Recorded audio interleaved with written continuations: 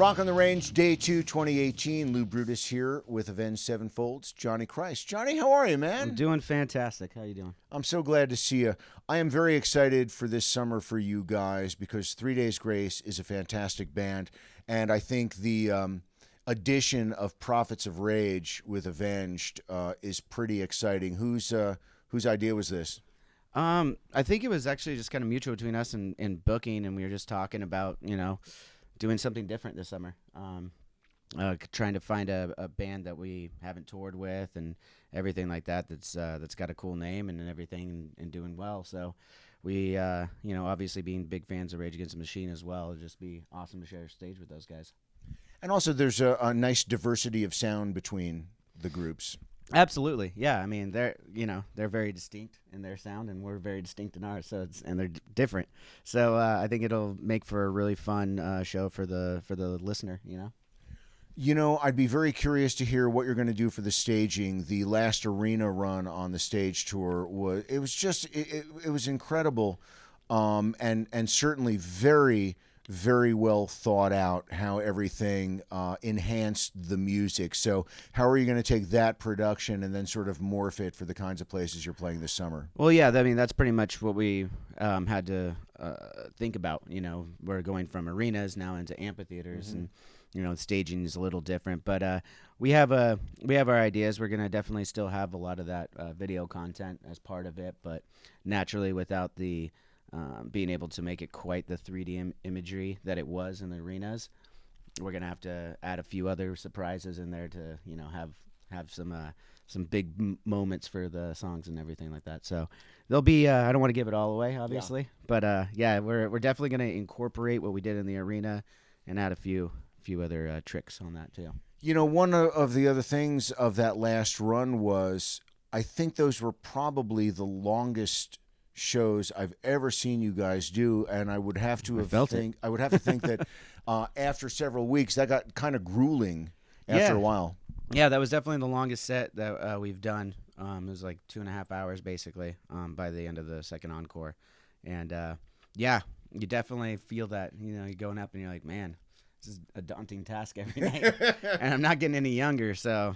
It's just, but it was fun. It was a good challenge for us, but this summer will be fun too because we got the shorter sets. So. Yeah, that's funner for us. This is the last summer for the Vans Warped Tour. I think some of the earliest shows I saw you guys do, I got to go back and look at my ticket stubs, and the passes. But what are your thoughts on the Vans Warped Tour going away?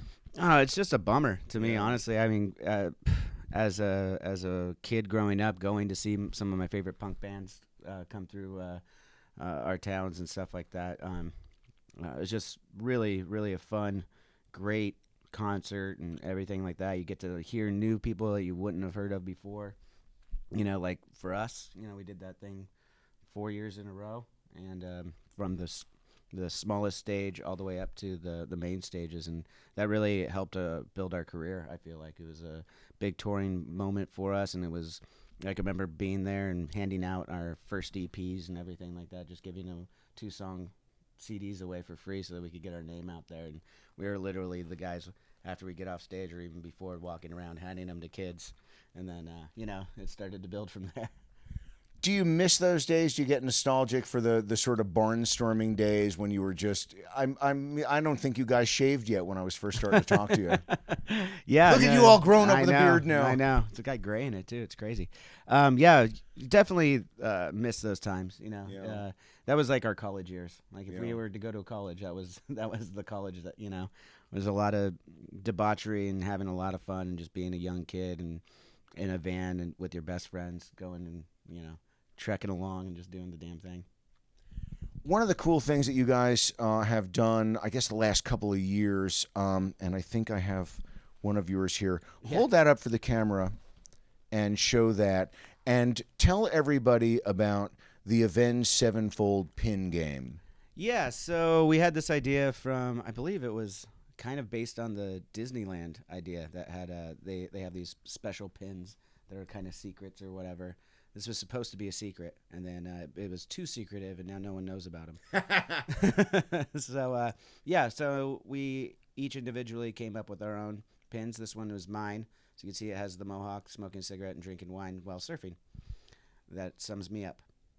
And then, so each of us made our own little pins. And the idea is if someone has a different pin or whatever, you can trade them with us. If you have a pin, you want to get another pin, you can trade it. And again, there are pins that you can just buy regularly. There are some hidden at the merch stand that you have to ask for, and some of them are super, like your band, the band member pins must be gotten from a member of the band. Yes, that is true. You have to ask me kindly for them in person. Who came up with it? I don't even know. I think it was Zach or Matt. They always come up with the crazy merch ideas, so I think it was one of them. Because you know what? I've collected pins for like 30 years, and I knew you guys had pins. I wasn't hip to the whole game, and then I immediately got hooked. You guys gave me a set in Evansville, and I've been watching eBay since then. People don't part with these damn things. You know, I managed to buy 2, but a lot of the limited edition stuff, like the UK one, I can't. Not even for that one, a zillion bucks. I don't even think I have that one. Well, I just got 3 Johnny Christ to add to my collection. There so you go. hit me up, folks. Hit me. I'm looking to trade and wheel and deal. There you go. You guys have been working on a tune for Call of Duty. Where are you at in the process? The song's written. We're recording it right now.